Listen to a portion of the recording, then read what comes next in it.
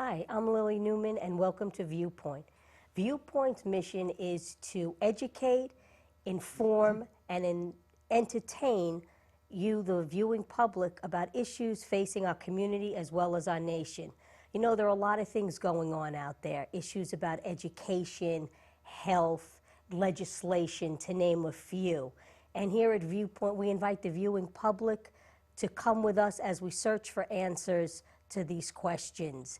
And join us with our guests who share their experiences, both hardships and joys that have happened in their lives. So please, our first guest today is Honorable James Reitz. Hello. From Treatment Court. Thank you. Putnam Treatment Court. Michelle Gamina, Treatment Court member team. And please join our co-host, Susan Solomon, founder of Drug Crisis in Our Backyard. Susan, thank you. I'm glad you're here. Thanks, Lily. Thanks for having me on and inviting me to be your co-host. I really appreciate that. This is an honor to be with Judge Reitz and Michelle on this important program. Thank you. You know, Judge, a lot of people don't know what treatment court is. They hear so much about different treatment courts that are out there. Can you explain to us treatment court, what it is and the benefit of it? I'll do my best, and Ms. Newman and Ms. Solomon, I want to thank you Lily. for this. Lily, I want to thank you for this opportunity to be here to help the people understand what treatment court's all about. In 2002, the county court here in Putnam County was fortunate enough to be tapped to have a treatment court in the county. And that is an alternative to incarceration for those that are arrested that have to do with drugs, alcohol, and so on, and also mental health issues. It's all about treatment. It used to be in the court system that you would identify, catch somebody, arrest them, and then punish them, put them in jail with no treatment. Treatment court came along in 2002, and they give opportunities to those that are addicted to alcohol, drugs, and mental health issues, an opportunity to address their underlying disease, the issue of alcohol and drugs, to be held accountable for it, because it's a very strict program, tough program, and hopefully change ways to have a better daily existence outside of the jail system and outside of the criminal justice system in a negative way. And so treatment court is the opportunity to address those underlying issues, get help, stay alive, and stay out of jail. And that's what treatment court is all about. Thank you. I have a question, Judge. You said it's also for a mental illness? You know, up until a couple of years ago, when the budget in the state court system was reduced because of issues in economics, that I'm out of that loop. We used to have a tract for mental health, and that to me is as big of need as alcohol and drugs, as far as I'm concerned, because our jails are full of people that have alcohol and drug abuse issues as well as mental health issues. And the sooner we recognize that and deal with that in our system, the better off the people will be that we need to serve, and also we'll have the money to house those that are truly need to be in jail. These people with mental health issues, alcohol and drug issues, don't need to be in jail unless we've exhausted all avenues and opportunities, given them every opportunity to change their ways. And if they don't get it, then of course the last stop along the way would be a state prison term if appropriate. But I have to tell you, by and large, our recidivism rate is down substantially. You'll hear about that. And we know over the last 9 years that I've been fortunate and privileged to be here in Putnam County and serve the people, that it works to a large extent for so many people. And ladies and gentlemen, I have to tell you, sitting next to me is Michelle Gamina. She's living proof that it works. Michelle, could you tell us a little bit about your experience with drug court? Yes, I will. Well, first of all, thanks for having me. I appreciate it. For me, I got into treatment court when I violated felony probation in Putnam County. I was facing 3.5 years of state prison for a DWI. Actually, it was a DUI, driving under the influence of drugs. So they had me go into treatment court. And when I got into treatment court, I had no idea what I was facing. Again, I had the attitudes and behaviors of someone with addiction. I was looking to get over, not change. I was looking So manipulate everyone exactly. into thinking that you wanted to change, but you really didn't want to change. Of course I did. But, you know, but I didn't know how. I didn't have any idea how, and I didn't trust anybody. You know, in the treatment court, the team members were there to help me, the judge was there to help me, but I did not believe that they truly wanted to help me. And let's be very clear about this so we understand, so we don't confuse or mislead the viewers in any way. Most people that are arrested, that face state prison, only come into treatment court because they want to avoid state prison. They're trying to fool us. They think they're playing games and that they're smarter than us and they're smarter than the disease and they can handle everything. They cannot. They're trying to avoid, and we know that. So we're not naive to think that they're coming in because they want to change, but we hope. It's a 2-year program. This program lasts a minimum of 2 years if you're lucky to get through every phase without any tolling of time because there's relapse and problems and violations. And it's very difficult, this program. But we hope along the way that they change their ways, that they start to see that, hey, a sober, clean life is a much better way to go. Being involved positively with family members, taking care of our kids, being healthy, staying out of jail, keeping people like myself in the legal system away from telling them how to live their life in jail on a day-to-day basis. It's amazing what goes on. So we're not naive. We know they come in because they want to avoid and state prison. But we also know that, hey, if they give it a fair opportunity and they start to pay attention and take it sincerely, Michelle is the living proof that people can change. Right. She has been clean and sober now for, what, 8 years? No, 7. 7 years. She graduated our treatment court program. And when I first met Michelle through that program, can I say this? Yeah. Can I? Okay. Michelle, you know this. Yes. She was difficult. She was rude, obnoxious. No. And I want Michelle. With that smiling face. But look, it's the disease. You're right. It takes control. Right, It screws absolutely. up your mind.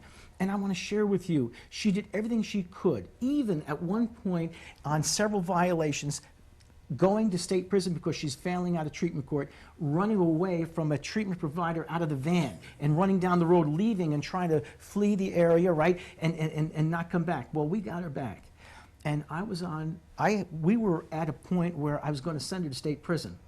And then something happened, and I said, well, what about something? And one of our team members, great team, excellent, second to none, the experts we have in our team, said something. I said, well, let's see if Michelle will benefit from this. And that was over, what, 7 years ago. She graduated treatment court, clean and sober for over 7 years. And if you don't realize, people, you may be arrested. You may have felony convictions. But with treatment court, those convictions can either be reduced or eliminated altogether if you're successful. Right. And guess what? Michelle, where are you working today? St. Christopher's Inn in Graymore. She has a job helping people similarly situated, Right. and she's doing a wonderful job helping those that need help. So, I'm sorry. Go ahead. We jump in here. Please. So then, as you were sharing before, you didn't think they really wanted to help you. Well, that's because of my mindset Right, at the time. absolutely. But then when I took another look, you know, when I got honest in court, and that's what I did, I got honest about how I was living. I started seeing things different. Something clicked into my mind. I accepted the help that was given to me. And through that process, my character changed. I learned about accountability. I was able to understand that Judge Reed's putting me in jail wasn't to punish me. It was to help me learn a lesson in there about the way I was living.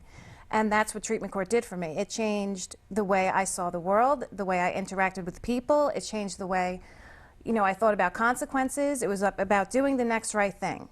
It wasn't about how could I get what I want.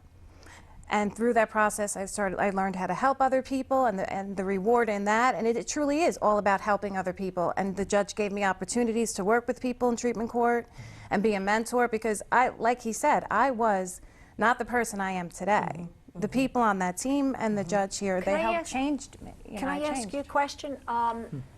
So how long were you in treatment court? 2 years. 2 years. Okay, so would you say that because it was such an extended period of time, 2 years, and you had the opportunity to live your life outside as well as be monitored very closely in treatment court, that was the reason you were successful at it?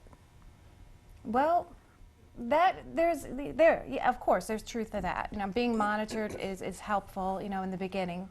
But you got to look at it this way. In the beginning, I was running away from the van because that's how powerful the disease is. Right. It wasn't until I truly changed. And when was that? Would you say how many months into the process would you say? I was about a year in, almost a year. Wow. Okay. So just think about that. People going to regular treatment for 30 days. How could that possibly work? That's right. When it took you a full year in treatment court with being monitored, supervised, being drug tested, and it took you a full year for your brain to start changing. Yeah. And that's what we have to look at. I'm sorry to No, interrupt. please. That we need to start doing treatment not on these small segments of time, but the long haul.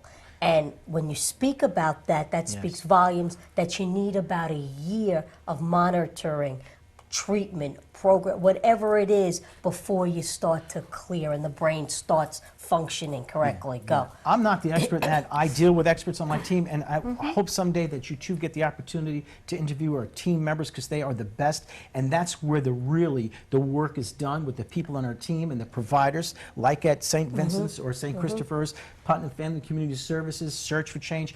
All those agencies are just amazing. But make no mistake, this is not a few days, a couple months. This is a minimum of 2 years in order to change one's behavior. I've often learned years ago in my education that repetition is the mother of learning. That's right. You repeat it enough, you believe it enough, you work it enough, and eventually you start to change. And Michelle is living proof that you can change. Right. Give people an opportunity. Right. Let's help people instead of hurt them. When they're down, pick them up and take care of them. But let's also send the message that this program is not easy. This program is tough. When Michelle said, oh, going to jail, there's a county facility that on many violations, depending on whether it's letters of apology, community service, further treatment, a change in treatment, these are all the things we do to adjust to help people out in treatment court when they relapse and have problems. But also as a sanction, I'll put them in the county facility for a few days, a few weeks, a week, whatever it takes to get them to think about better decision making and reaching out in their support network to get help. Right. And that's all there is to it. And I want to tell you, I thought, a lot of people thought that Michelle was lost, and I was told by my team, several members, we have a team approach. I'm not just the end all be all. I'm just one of the team members that are very fortunate to work with the best of the best. And several of them said, put her in jail for the 3 or 4 or 5 years, whatever it was. And others said, well, maybe we could try something else. And then I heard something. I said, well, let's try this. We haven't tried that. And the thing that I asked my team that we work together with is, have we done everything we can in our positions, and has this beaten us? Because if you could say this has beaten us, we've done everything we can, and we're done, then let's put them in state prison. Right. But if not, let's do everything we can to our fullest extent available. And I want to tell you something. You know what our recidivism rate in Putnam County is? No. When I started 9 years ago, it was at 35% in that range. It's So now- 35% stayed. No, they were Through the court system. yeah, they kept coming back. To the Recidivism courts. rate was high, over 35%. They kept coming back after the 35%, 2-year program. After the 2-year program. Yeah, and so what we did was, within the 9 years, several years ago, we changed, we modified, we've gotten better at what we do, we've gotten more education from the experts, we've gotten more help, we've gotten the word out there, and people are helping us, and they realize that treatment works. Ready for this? Down to about 13 or 12 Wow, or 13% big. recidivism rate, much lower than it was. And by the way, I'm not satisfied. Our team is not satisfied with that. We want to get down to virtually a few percentage points. Right, If sure. we have to accept that, I'll accept maybe 1% recidivism rate. People, they're human beings. They have families, they have kids. Michelle had a daughter. She has a daughter. They've gotten back together because of her way and how she's changed her life and her choices. They got a great relationship now. After treatment court, she has been married. She met somebody, and she's been married now for several years. I had the privilege of marrying her and her That's husband. wonderful. And so if we give people a fighting chance and recognize that we can help, let's just do it and take care of people. Right. I have a question. How do you feel, what's your position on taxpayers paying for drug addicts to go, or alcoholics with DWIs who are running people down to go into treatment court? What do you think the taxpayers' position is on that? Well, that's a wonderful question. I think that really is the essence of one aspect, the economic impact. People, make no mistake, taxpayers are paying no matter what you do. If you put them in jail, Let's put on the back burner the fact that they're not paying taxes, they're not taking care of their families, they're not paying their bills. Let's put that on the back burner. Put them in jail. In the state prison system, it's around, don't quote me because I'm not the expert in that either, but it's over $60,000 of our taxpayers, the people you talk about paying, to put them in treatment court or put them in jail. $60,000 a year for housing one inmate for 1 year in state prison, and it's around $20,000 per year in Putnam County for our taxpayers' rate. Let's deal with it at home, Putnam County. Yeah. About $20,000 a year, give or take, and the sheriff, he's been very supportive. Peter Convery, Don Smith, very supportive of our program. They know the benefits of getting people into treatment and out of jail. It saves, first off, taxpayers over $20,000 a year per individual. In addition, once they get clean and sober and they're making good decisions, economic responsibility is a part of recovery. We get them working as well and paying for taking care of their responsibilities and their bills, one step at a time as we go. And I have to tell you, the taxpayers are either going to get hurt badly with no end in sight, or we're going to tell them the truth, let them learn all about this, and know that with proper treatment, long-term treatment, the majority of people will change their ways and will become not a tax burden, but a productive member of society, giving back to the community and paying their taxes and taking care of their families and so on. So it's a win-win all the way around. And there's so much more to it than that. So then why can't we grow this program? Why can't it grow right here in Putnam County? How many people in Putnam County, Michelle, any idea in the Putnam County Jail how many people are there because of drug-related The or judge should answer that question. That they don't get to that treat- they're and not that's in another treatment. question. Go. They're not And in I have treatment. another one. Well, about 9 years ago, I was fortunate enough to be elected in Putnam County, right? And it's a privilege for me to serve. And then within that year, I was told, you're the treatment court judge, and I accepted readily the responsibility. There was about 12 to 15 cases at that time. The need was as great then as it is now. And right now, 9 years later, there are averaging 100 cases here in Putnam County Treatment Court. And there's 20, 30, 40 more people that are coming in on a weekly basis. We do 2 or 3 a week. There are so many people that need treatment. I would say, I don't know what the percentage is, 50, 60% or more, that people are in jail that have an alcohol, a drug, or a mental health issue that could be better treated, better and more, and held accountable in a better way, not in the prison system or in the local Why county aren't they? facility. I have to jump in. Why aren't they in your treatment court?